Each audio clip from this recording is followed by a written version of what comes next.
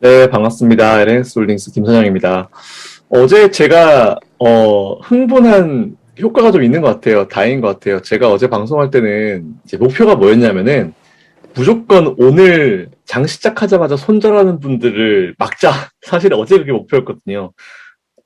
다행히 근데 오늘 시장이 또 괜찮아가지고 이제 많은 분들이 그래도 마음 편히 좀 오늘은 주무실 수 있을 것 같은데, 잠깐 오늘 준비한 내용을 하기 전에 아까 제가 EWY라고 하나 올려드렸잖아요. 그게 뭐냐면은 그 iShares라고요. 이제 미국에서 이제 운용사인데 거기서 만든 ETF예요. iShares MSCI South Korea ETF라고 티커는 EWY인데 이거 여러분들 지금 당장 모두 관심 종목이 다 포함시켜도 돼요. 이게 왜냐면은 이제 내일 아침에 여러분들이 새벽에 일어나셔가지고 이제 미국장 끝나고 나서 이 지수를 딱 봤을 때 이 지수가 올랐다 그러면 오늘 우리나라 지수가 올라갈 가능성이 굉장히 크고요. 많이 떨어졌다면은 오늘 우리나라 지수가 떨어질 가능성이 굉장히 크다. 이렇게 볼 수 있는 되게 정말 어떻게 보면 되게 기초적인 그 지표 중에 하나예요. 지표라 해보기는 그런데 이 ETF에 따라서 되게 중요하거든요.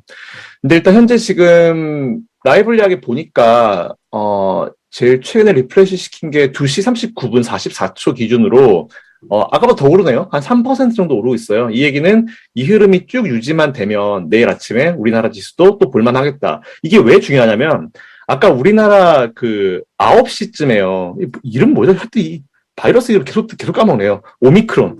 예, 이렇게 말씀을 드릴게요. 뭐 오미크론이든 6미크론이든 7미크론이든 뭐 100미크론이든 상관없어요. 어쨌든 이게 이제 확진자가 나왔는데, 그 이후에 EWY의 프리장 흐름이 되게 중요했거든요. 만일 이게 우리나라 시장에 내일 영향을 줄 것 같았으면 EWY는 저렇게 상승 못해요. 하락했을 가능성이 굉장히 크고, 어쨌든 이게 지금 잘 버텨주고 있고, 오히려 시간이 지날수록 계속 올라가고 있다는 부분은 내일 우리나라 시장에서 이거 신경 안 썼을 가능성이 굉장히 크다는 얘기거든요. 그러니까 여러분들이 이런 거 하나 또 팁으로 가져가시면은 좋을 것 같다라는 말씀을 좀 드리고, 오늘 이제 준비한 내용 시작해 보겠습니다.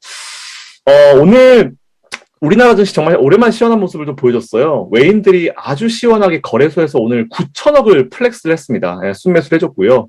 제가 환경 방송 여러 번 나와서 말씀드리지만 외국인들 들어오면 제가 항상 뭐 산다 그랬어요. 일단 외국인들 들어오면 뭐 산다 그랬죠. 기억나십니까? 삼성전자 산다 그랬잖아요.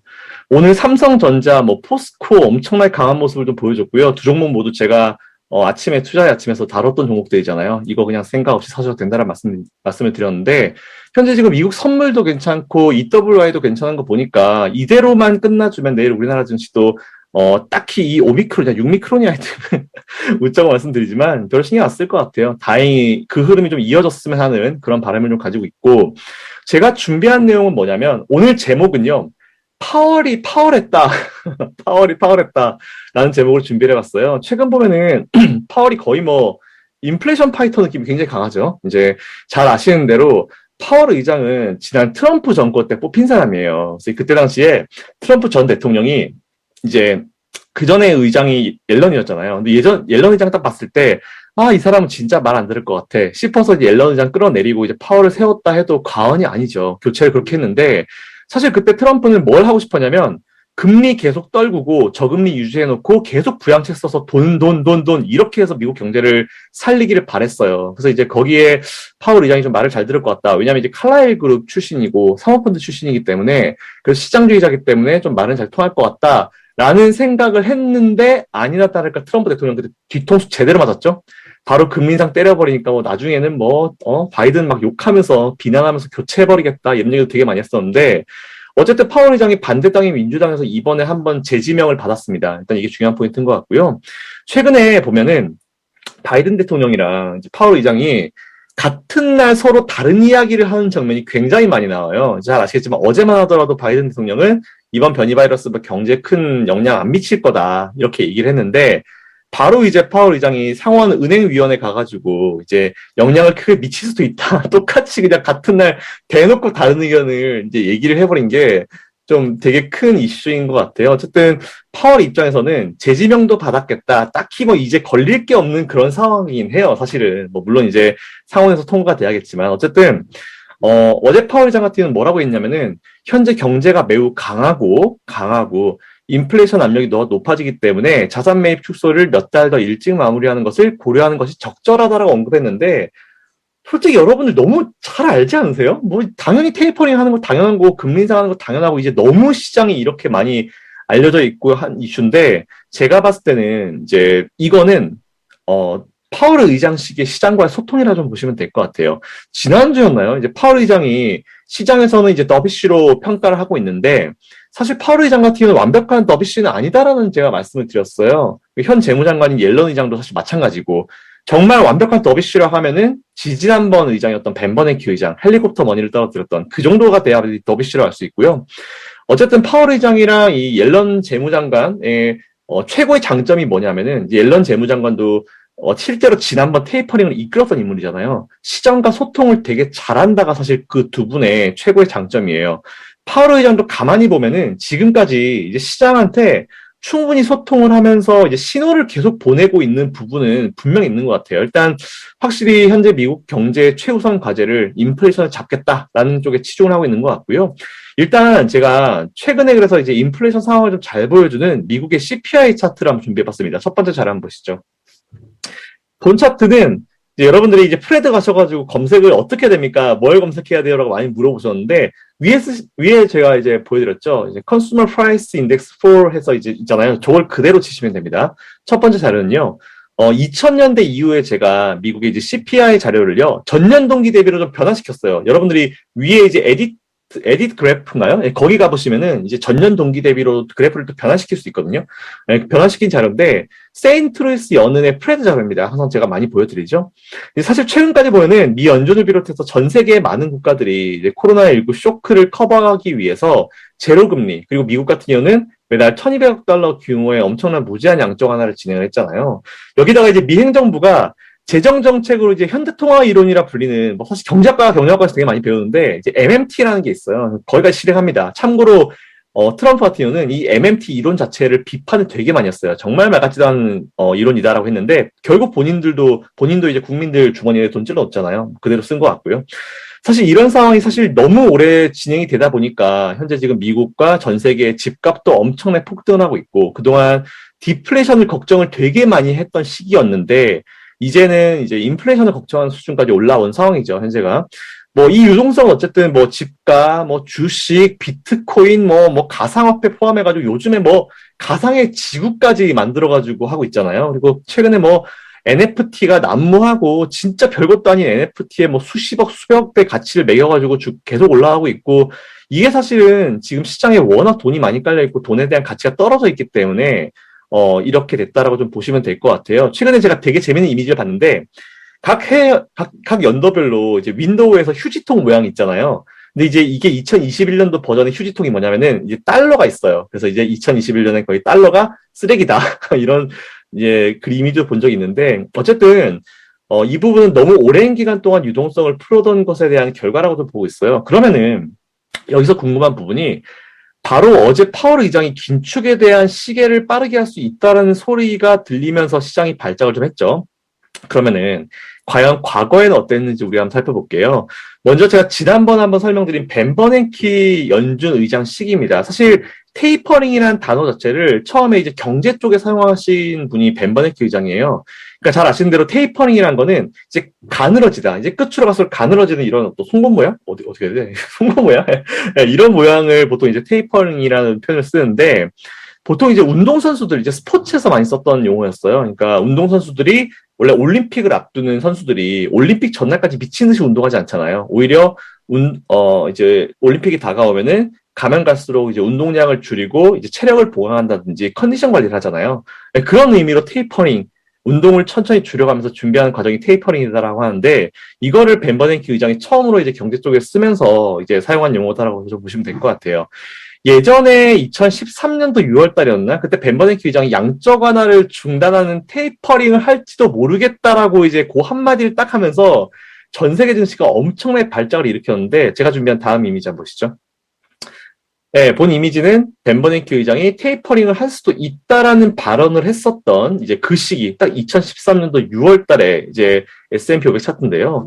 예전에 이제 2010년도, 11년도에 뭐 1, 2차 양적 완화처럼 한 방에 줄이겠다는 것도 아니고, 당시 그냥 조금씩 줄이겠다라고 했는데도 불구하고 단기 고점 대비해서 10% 정도 수준으로 이제 지수가 급락을 했어요. 물론 그 이후엔 보시는 대로 올랐습니다. 그 이상을 커버하는데 뭐 그렇게 오래 걸리지는 않았고요. 그리고 그 다음 자료 한번 보시겠습니다. 일단 어쨌든 이제 벤 버냉키 의장이 테이퍼링을 할 수도 있다는 발언을 하고 나서 사실 정작 겁은 버냉키가 주고요. 실제 테이퍼링을 시행한 거는 그 다음 연준 의장인 옐런 의장 시기에 처음 했어요. 2014년도에 처음 시행했는데 그러면서 옐런 의장 같은 경우는 이제 시장과 소통을 되게 잘하면서 테이퍼링을 성공적으로 완료했고요. 2014년도에 3차 양적 완화까지 아예 종료를 시켜버려요. 자, 그럼 여기서 포인트 뭐냐면은 테이퍼링 끝내고 양적 완화 시키고 종료한다 하더라도 증시는 견조하다. 지금 보시면 차트에서 여러분들이 그대로 확인하실 수 있을 거예요. 계속 올랐죠? 그러면은 이번에는 훨씬 더 이전으로 한번 가볼게요. 무제한 부양책, 초저금리가 가장 최악의 역사적인 사건을 만들었던 바로 2008년도 금융위기 원인이었던 2000년도 초반에 앨런 그린스펀 의장 시기로 가보겠습니다. 제가 준비한 자료 한번 보시죠. 본 자료는 똑같이 프레드 자료예요. 이제 2008년도 금융위기의 가장 원초적인 이유가 이제 무제한으로 초금리 기조를 유지했다라는 부분, 이게 사실 제일 큰 이유였잖아요. 워낙 금리가 싸다 보니까 거기서 나온 자금들이 굉장히 정신없이 돌아다녔고, 대출이 굉장히 많아지면서 이른바 서브프라임이라는 수준의 어떤 부동산들이 엄청나게 많아졌고, 그 상품들을 기준으로 서로 물리고 하는 이런 금융 상품들이 굉장히 많이 났어요. 근데 밑에서 터지기 시작하니까 줄줄이 다 터져가지고 이제 금융위기가 터진 거라 보시면 될 것 같아요. 그리고 그 당시에 미국 같은 경우는 2000년도에 IT 버블 터지고, 이때 진짜 마음 아팠는데, 저도 이때 주식을 하고 있었기 때문에, IT 버블 터지고, 2001년도에 9.11 테러 터지고, 제가 어제 말씀드린 대로 테러와의 전쟁하면서 2002년부터 2003년까지 이라크랑 뭐 치고 받고 하면서 막 난리를 부렸었는데, 사실 이라크전도 마찬가지예요. 막 하니 많이 할 때는 시장이 엄청 변동성이 많았는데 막상 시작하고 나서 지수가 올랐거든요. 이런 부분 여러분들이 꼭 기억하셨으면 좋겠고요. 사실 그때 엄청났습니다. 정말 엄청나가지고 제가 어떻게 이 시기를 버텼나, 주식을 하지 않았나라는 생각이 드는데 그런 상황이 되니까 당연히 금리 낮추겠죠. 그러다가 2004년도 중반부터 금리를 올리기 시작하는데 그러면 저 때 올리기 시작한 2004년부터 과연 S&P 500 차트가 어땠는지 제가 다음 준비한 차트 한번 보시죠. 그 다음 차트 보겠습니다. 보시는 대로입니다. 네, 2004년부터 2006년까지 이제 보시는 대로고요. 일단 결론 지어볼게요. 지금으로 돌아와서 생각해보면은 오히려 최근에 이제 인플레이션은 올라가지만 거기에 맞춰서 소비도 같이 증가하고 있는 상황이잖아요. 물론 사이버먼데이에 매출이 줄어든 거 이거는 그냥 무시하시면 될 것 같고요.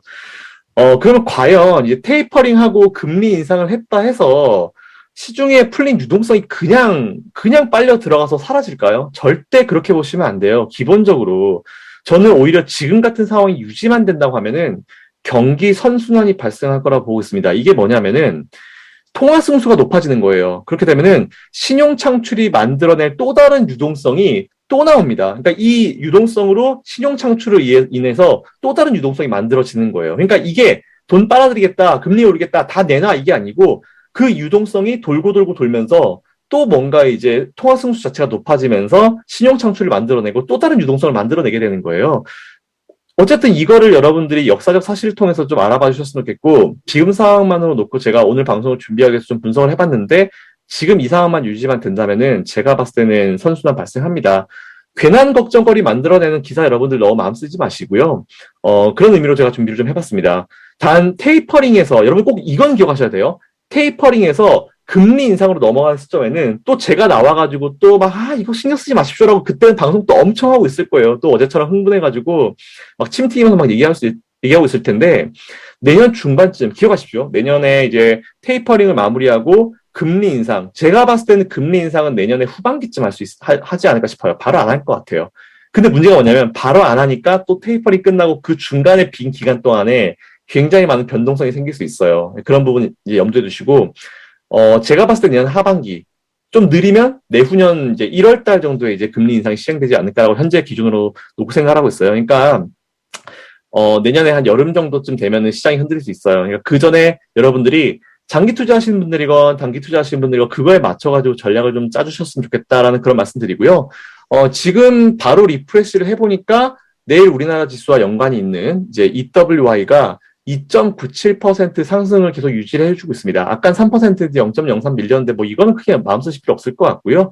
일단 제가 준비한 내용은 여기까지고 제가 원래는 이제 화수로 출연을 해요. 근데 제가 다음 주에는 화요일 날 이제 결혼기념일이라서 다음 주에 화요일 날 못 나오고요. 월요일, 수요일로 찾아뵐 수 있도록 하겠습니다. 어쨌든 내일 우리나라 증시 뭐 좋을 수 있을 것 같은데 좋든 나쁘든 그리고 오미크론이든 6미크론이든 뭐 7미크론이든 10미크론이든 100미크론이든 신경 쓰지 마세요.